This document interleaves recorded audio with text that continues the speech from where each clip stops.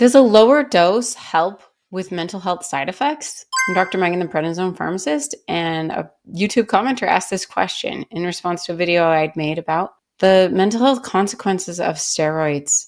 Using prednisone can lead to mood changes, and so does decreasing the dose help?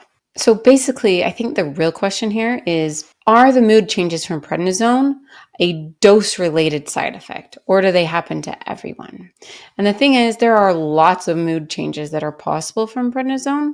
For example, there's psychosis, there's mania, there's euphoria, there's anxiety, there's depression, and others. And most of them are dose-related. The higher the dose, the worse the side effects. One study said taking a low to normal dose of less than 40 milligrams of prednisone had less psychiatric effects, such as depression and anxiety. And 4.6% of people taking a higher dosage of prednisone, which they defined as greater than 40 milligrams and less than 80 milligrams, suffered from extreme psychiatric effects. So around 5% of people between 40 and 80 milligrams got extreme psychiatric effects. At super high dose, which they define as greater than 80 milligrams, 18.4% of people had severe psychiatric side effects. So the higher the dose, the worse the psychiatric side effects of prednisone. And the side effects are unpredictable. Not everybody is going to get this, but the research does suggest that the higher the dosage you're on, the more likely there are to be psychiatric side effects. And the more severe they will probably be.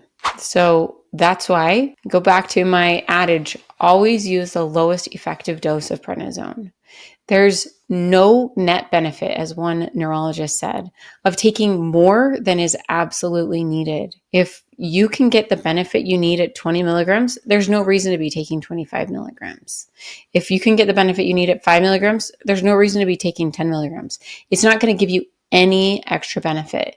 If you're getting the effectiveness you need, every milligram above that effective dose for you and your condition is harmful and can lead to not just worse mental health outcomes, but also worse complications for your heart, whether it's any form of heart disease from stroke to heart attack to arrhythmias, to your bones, such as bone breaking osteoporosis, to your diabetes risk, and so many other complications. So always get to the lowest effective dose of prednisone that you can possibly tolerate for your condition under the guidance of your doctor. And if you're wondering if you're making a mistake with prednisone, I created a quiz. What's your number one prednisone mistake? And you can just go through it, answer the questions, and figure out what type of side effect mistake you're making when it comes to prednisone. And then I have my tips of how you can overcome that mistake.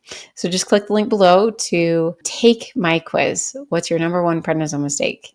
Signing off is Dr. Megan, your prednisone pharmacist.